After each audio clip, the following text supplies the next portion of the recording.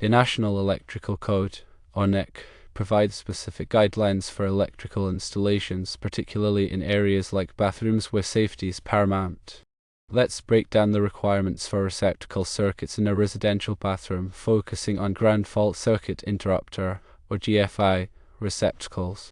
The NEC section 210.11 C3 mandates that at least one 20 amp branch circuit shall be provided to supply bathroom receptacle outlets.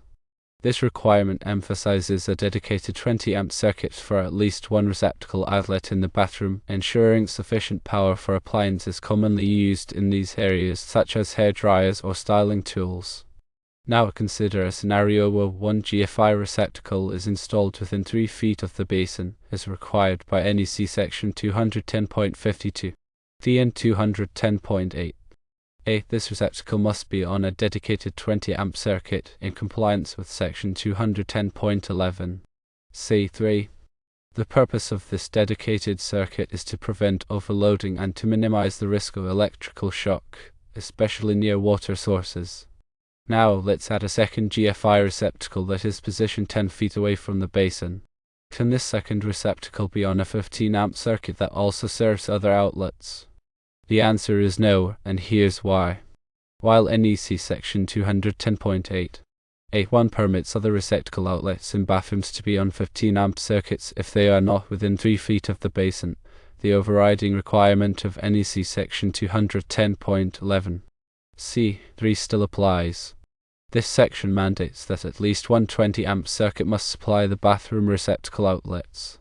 Therefore, even if the second receptacle is further than 3 feet from the basin, it cannot be on a shared 15 amp circuit. Instead, the second GFI receptacle should be installed on a dedicated 15 amp circuit. This configuration ensures compliance with the NEC while still providing adequate electrical capacity for bathroom appliances. To summarize the key points, firstly, NEC section 210.11 C3 requires at least one 20 amp branch circuit to supply bathroom receptacle outlets. Secondly, a GFI receptacle within 3 feet of the basin must be on a dedicated 20 amp circuit.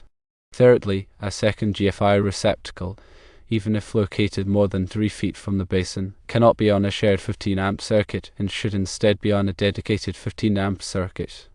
Understanding these regulations is crucial for ensuring the safety and compliance of electrical installations in residential bathrooms. Adhering to these guidelines minimizes the risk of electrical hazards and provides a safe environment for residents. Now let's delve into some additional details regarding the specific NEC sections mentioned and how they interrelate to provide a comprehensive understanding of bathroom receptacle requirements. We'll examine each section in more detail, explaining the rationale behind the rules and providing practical examples to illustrate their application. First, let's revisit NEC section 210.52 D, which deals with receptacle outlet placement in dwelling units.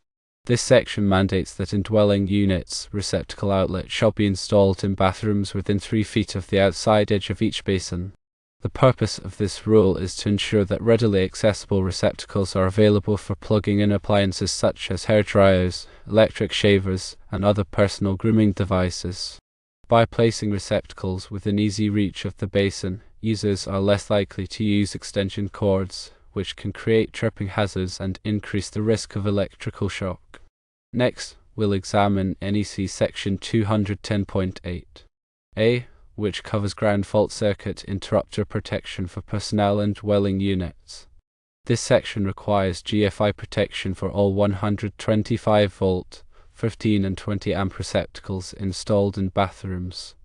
The rationale behind this requirement is that bathrooms are considered wet locations due to the presence of water sources such as sinks, showers, and bathtubs. Water can significantly increase the risk of electrical shock, and GFI protection is designed to quickly interrupt the flow of electricity in the event of a ground fault, thereby minimizing the risk of injury or death. A ground fault occurs when electricity deviates from its intended path and flows through an unintended conductor, such as a person's body. GFI are designed to detect even small imbalances in current flow, and they can trip a circuit in a fraction of a second, preventing serious electrical shock. Moving on to NEC section 210.11. C3. This section specifically addresses branch circuits serving bathrooms. It mandates that at least one 20-amp branch circuit shall be provided to supply the bathroom receptacle outlets. As mentioned earlier, this requirement ensures that there is sufficient electrical capacity to handle the loads imposed by multiple appliances commonly used in bathrooms. The dedicated 20-amp circuit prevents overloading, which can trip circuit breakers and create inconvenience for users. Now, let's consider the interaction between these three NEC sections. Section 210.52. D dictates where receptacles must be located in bathrooms. Section 210.8. Mandates GFI protection for those receptacles. And Section 210.11. C3 requires that at least one of those receptacles be supplied by a dedicated 20-amp circuit.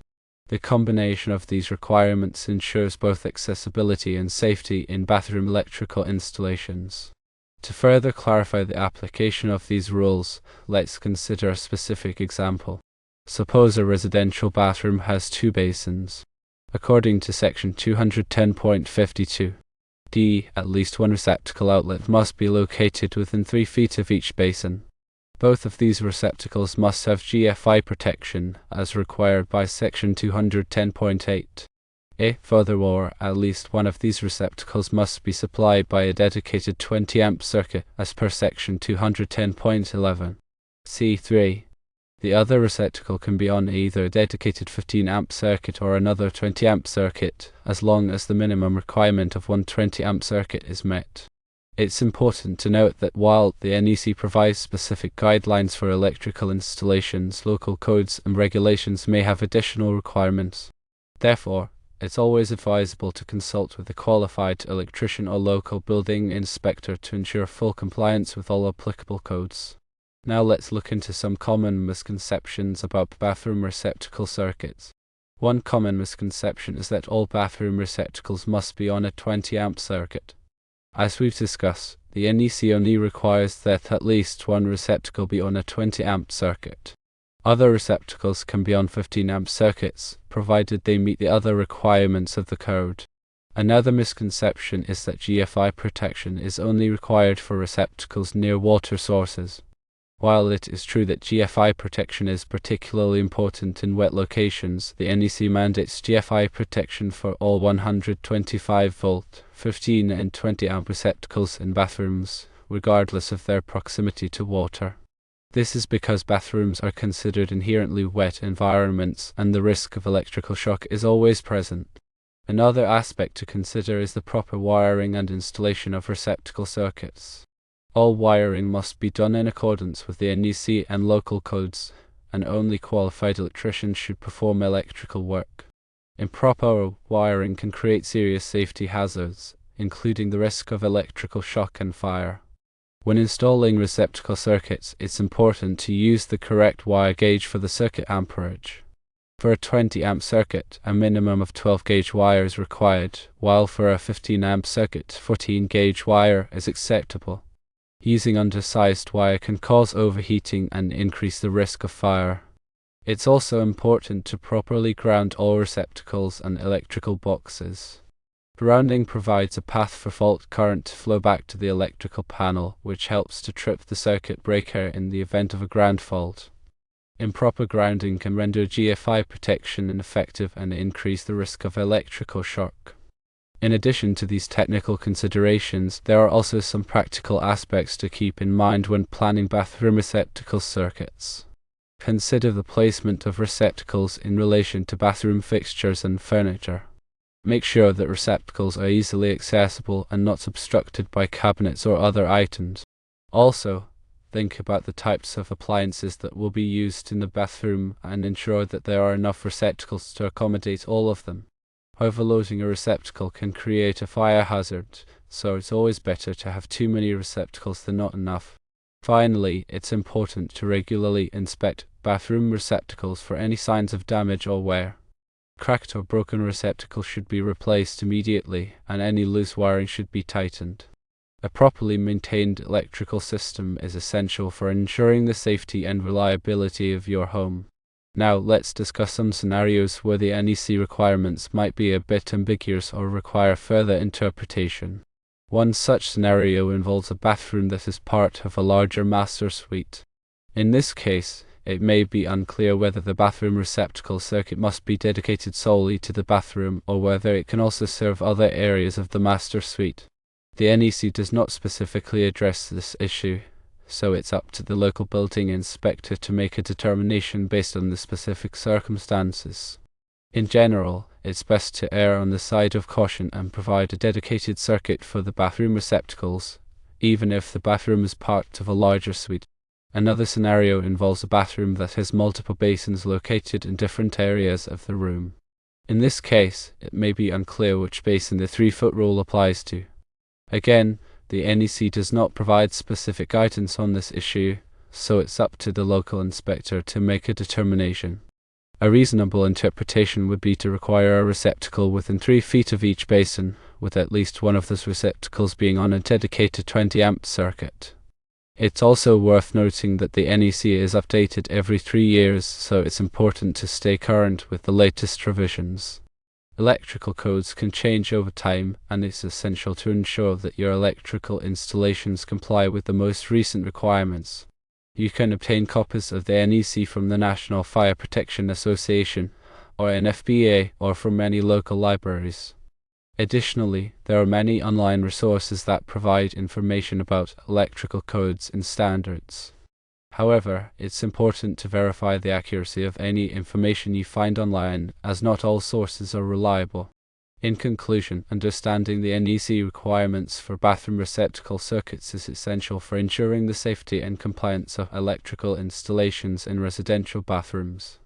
By following these guidelines, you can minimize the risk of electrical hazards and provide a safe and reliable electrical system for your home. Remember to consult with a qualified electrician or local building inspector if you have any questions or concerns about electrical codes or installations. It is also important to remember that electrical work can be dangerous and should only be performed by qualified individuals. If you are not comfortable working with electricity, it is best to hire a professional electrician to do the work for you.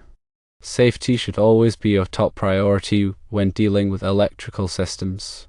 By following these guidelines and taking the necessary precautions, you can ensure that your bathroom electrical system is safe, reliable, and compliant with all applicable codes and regulations. Keep in mind that electrical codes and regulations are constantly evolving, so it is important to stay informed and up to date on the latest changes. By doing so, you can help to prevent electrical hazards and protect your home and family from harm. And by working with qualified professionals, you can ensure that your electrical systems are installed and maintained to the highest standards of safety and quality. Remember, electrical safety is everyone's responsibility. By taking the time to learn about electrical hazards and how to prevent them, you can help to create a safer environment for yourself, your family, and your community. So, let's revisit the core issue. The core issue lies in the interpretation and application of NEC sections 210.8, A1 and 210.11, C3 in the context of a residential bathroom with multiple GFI receptacles. The NEC mandates GFI protection for all 125 volts, 15 and 20 amps receptacles in bathrooms, and also requires at least one 20-amp branch circuit to supply bathroom receptacle outlets. The question is whether a second GFI receptacle located more than 3 feet from the basin can be on a shared 15-amp circuit. As we've discussed, the answer is no. While section 210.8.1 permits other receptacle outlets in bathrooms to be on 15-amp circuits if they are not within 3 feet of the basin, the overriding requirement of section 210.11 C3 still applies. This section mandates that at least one 20-amp circuit must supply the bathroom receptacle outlets. Therefore, the second GFI receptacle must be on a dedicated 15-amp circuit. This configuration ensures compliance with the NEC and provides adequate electrical capacity for bathroom appliances. Now, let's consider some alternative scenarios and how the NEC requirements would apply. Suppose the bathroom has only one basin and one GFI receptacle. In this case, the GFI receptacle must be located within 3 feet of the basin and must be on a dedicated 20 amp circuit. There are no other receptacles in the bathroom, so section 210.8(1) does not apply. Another scenario involves a bathroom that has a separate toilet room or water closet. In this case, the receptacle in the toilet room does not need to be GFI protected, as it is not considered part of the bathroom. However, if the toilet room has a sink, then the receptacle near the sink must be GFI protected. Now let's delve a bit deeper into the technical aspects of GFI protection. A GFI, or ground fault circuit interrupter, is a safety device that is designed to protect people from electrical shock. It works by monitoring the current flowing through a circuit and comparing it to the current returning to the source. If there is a difference of more than a few milliamperes, the GFI will trip the circuit, interrupting the flow of electricity. GFI are very effective at preventing electrical shock, but they are not foolproof. They can be tripped by moisture, dust, or other contaminants. They can also fail over time, so it's important to test them regularly. To test the GFI, simply press the test button on the device. The GFI should trip, interrupting the flow of electricity. If the GFI does not trip, it should be replaced immediately. It's also important to understand the difference between a GFI and a circuit breaker. A circuit breaker is designed to protect electrical equipment from overloads and short circuits. It does not protect people from electrical shock. A GFI, on the other hand, is designed to protect people from electrical shock. It does not protect electrical equipment from overloads and short circuits.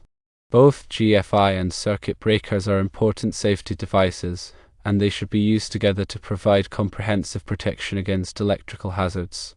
Let's also touch upon the importance of using qualified electricians for electrical work. Electrical work can be dangerous, and it should only be performed by people who are trained and experienced. A qualified electrician will know how to properly install and maintain electrical systems, and they will be able to identify and correct any potential hazards. Hiring a qualified electrician may cost more than doing the work yourself, but it's worth the investment to ensure the safety of your home and family.